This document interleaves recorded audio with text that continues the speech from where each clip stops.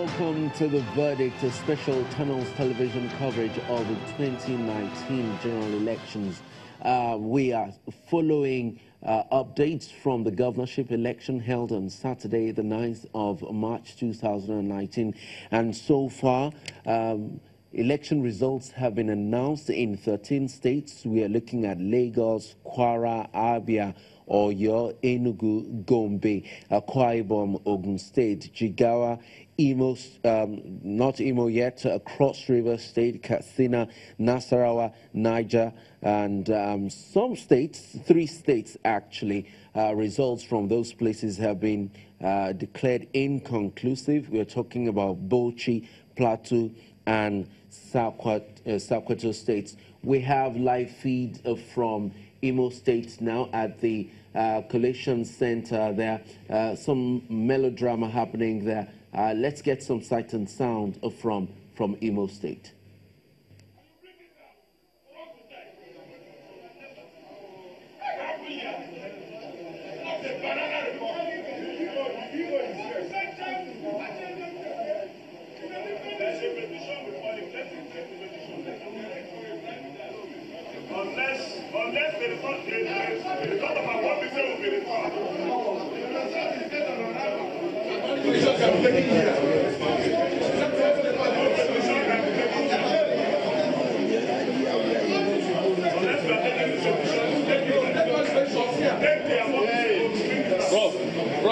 Bro, come back.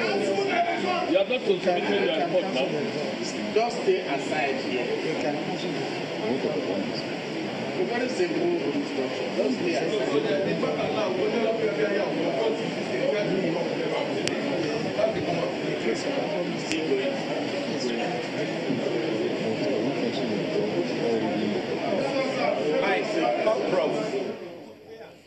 Yeah, back in Lagos here, we'll continue to follow stories from Imo State and other places where counting has been suspended. But right now, earlier yesterday, precisely, the Independent National Electoral Commission, INEC, suspended the collation exercise in Rivers State. We have a report from our correspondent Emmanuel Array, who's been monitoring proceedings in that state that led to the suspension of the exercise there. Take a listen. Pushing and shoving between policemen and military officers at the gates of the office of the Independent National Electoral Commission in Pt.5, Rivers State.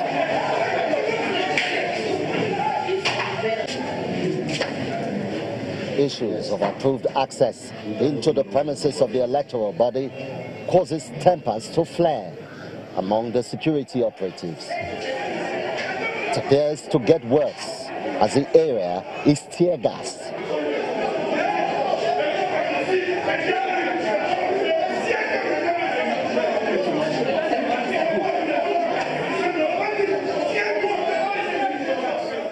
The spokesman of the electoral body in the state finds space to speak up. Now, the office is under siege by men in military uniform, army uniform, and uniforms of the Air Force and the police, who have taken over the INEC office, and they are stopping and screening people and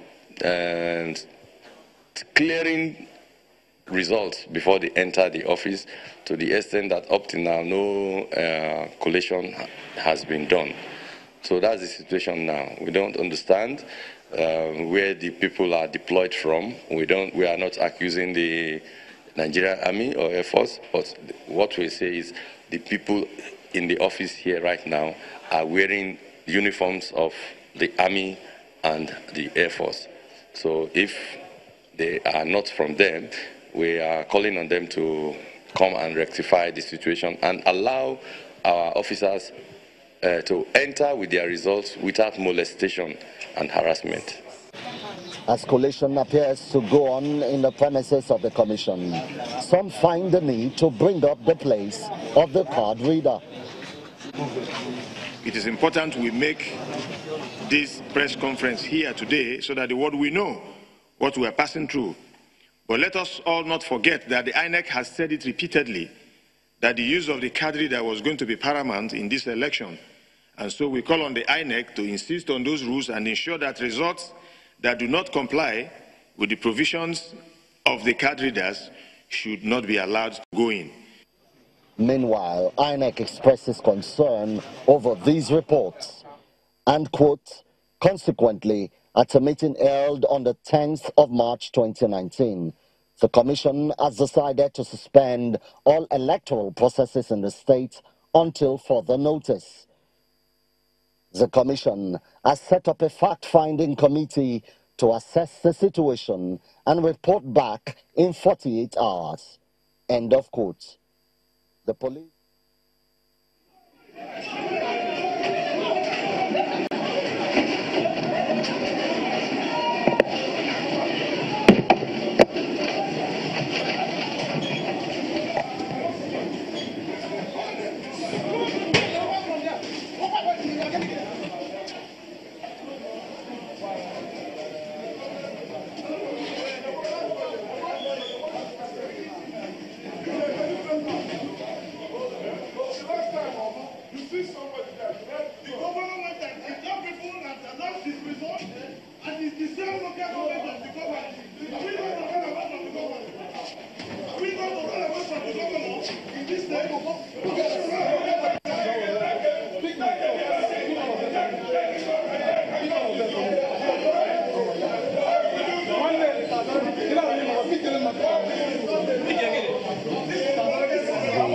INEC Collation Center in Owerri, the Imo State capital.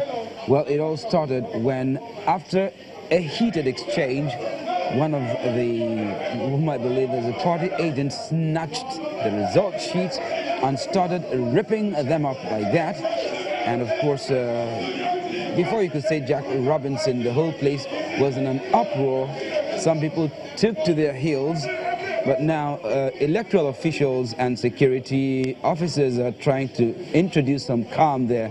But right now, that's the chaos that is unfolding at the INEC Collation Center in Imo State. You know, for a moment our cameras went blank, but now you can see the live feeds coming to you from Imo State. And it says a whole lot about how this process might just proceed. But you can see it right here on Channels Television at the Imo Collation Center in Owerri, the state capital. And of course, well, we hope that order will be restored very soon and the process will continue. Yes, but right now, absolutely, you can see the shambles. If you had been following us, you would notice that we were giving you reports from how things unfolded back in Rivers State before the Independent National Electoral Commission, INEC, suspended the entire electoral process in Rivers State. And then, whilst we were monitoring Imo State, we saw that things got heated up, and then we switched to give you live feeds from Imo State, where that room that you're seeing was moments before filled with electoral observers. It was filled with party representatives, cameramen, newsmen, and everyone was there to observe the process, which up until now was a smooth process, even though had moments of arguments and all of that. But things just changed very rapidly. A particular gentleman who appeared to be a party agent went for what we believed was result sheets, ripped them apart, and then people just scampered out of the room. You can see the room is almost is half empty now. Shocked participants in that process, you can see, trying to make sense of what's happening in that room. Live feeds you're seeing from the split screen there of the collation center in Imo State. This is quite disturbing, we must say. quite disturbing for the electoral process in the governorship race there in Imo State House. You can see the pushing and shoving. I can see the police officer in a camouflage uniform there. Well, I saw someone shove him back for a moment, and that's the gentleman on the screen there who started ripping up the those result sheets, or what we believe were the result sheets. I think he is being pacified, maybe placed under some form of arrest. But yes, that's the gentleman that you saw ripping the result sheets. It's a very chaotic situation in there. You know, the waving of fists, the shouting, the screaming, the exchange of words, and of course the efforts being made to bring calm to that place. And it's actually a very tough job for the security officials, but that gentleman is being led away. Fists are moving again. Okay, you can see the yeah, someone is punching the man even as he's being led away.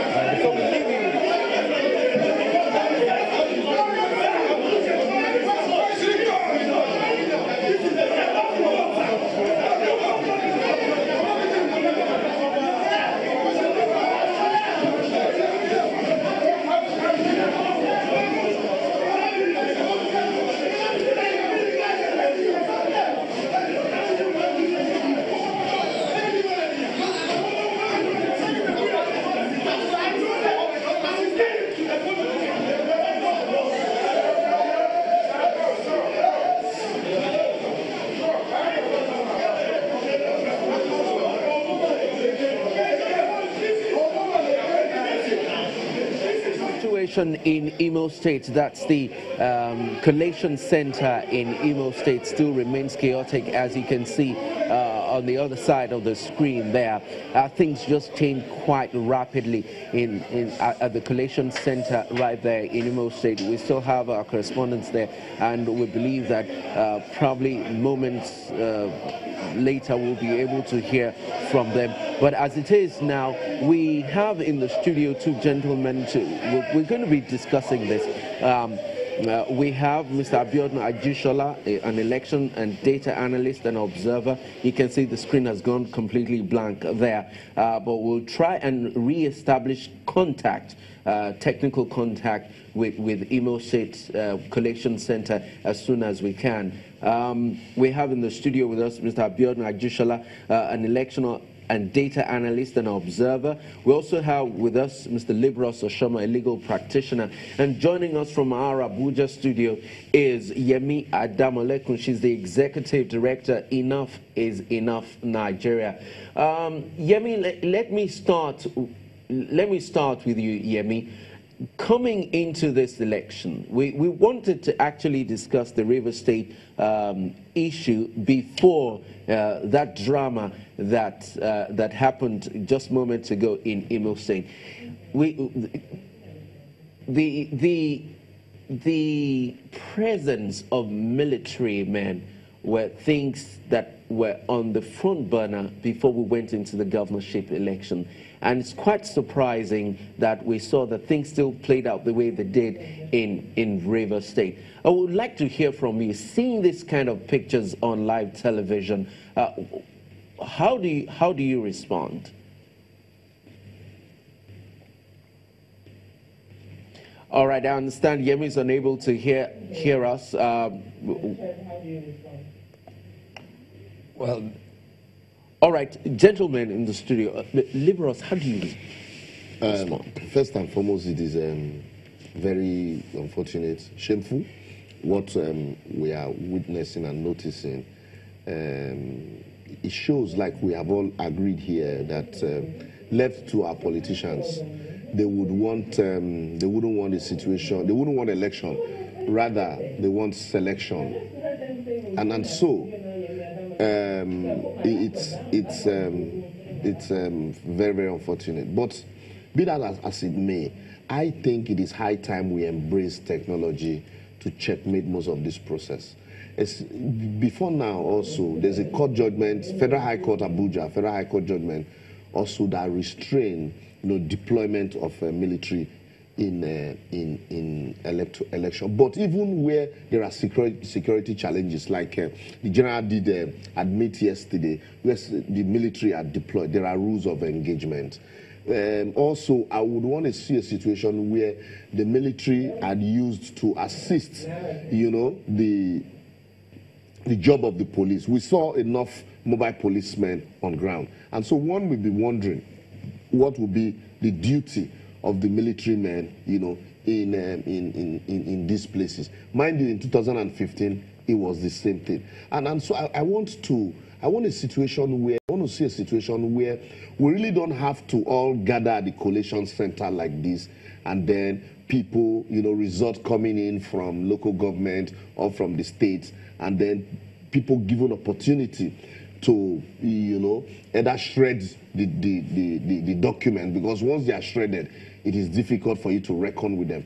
But if this information or these documents are provided electronically, yes, some people would want to, you know, also manipulate. It is also possible in most cases also to hack into this data, but that also can be protected, and so we'll reduce this problem of insecurity, where we'll have to shut down an entire system, or where we have to heavily militarize, you know, a space simply because you know, some persons might foment mayhem. And you know, last I think during the presidential election, I did also, you know, note that even though section 153 of the Electoral Act empower INEC to prosecute electoral offenders, you find out that this responsibility is abdicated, you know, and handed over to the state, you know, attorney generals in most cases after election. And so depending on the party that won that election, so if it is the party's officials that caused the mayhem, and the party eventually won the election, you find out that it is always very convenient for the attorney generals to enter a nolle prosecute, you know, declining prosecution of such officials, because the essence was to, you know, actually rig the party into office. So that's why INEC should, you know, also the same way INEC, you know, create a budget to defending election petition, INEC also should look at this responsibility of actually using, you know, certain persons to set examples. Mr. Ajijola, I remember before things spiraled out of control there in Imo State, we saw that the arguments were gradually getting out of control. And I remember that you said this kind of arguments shouldn't be happening at the central collation center. How do you respond to what we just saw in Imo State? Yeah, thank you. I think, once again, it still has to do with the one. I talk about the process, but also tell you the background. I think, number one, the case of Imo is one of the most competitive races outside two leading contenders. So what you have in other states is that it's very competitive among two people, and then everybody else is just an outlier. But what you're having in Imo is that you're having at least four or even five formidable candidates, right? And there's a kind of balance of power. They have, you know, very strengths, weaknesses, and all of that. So it's a much more competitive race, and it involves more players. So that already creates a different kind of energy than when you just have two very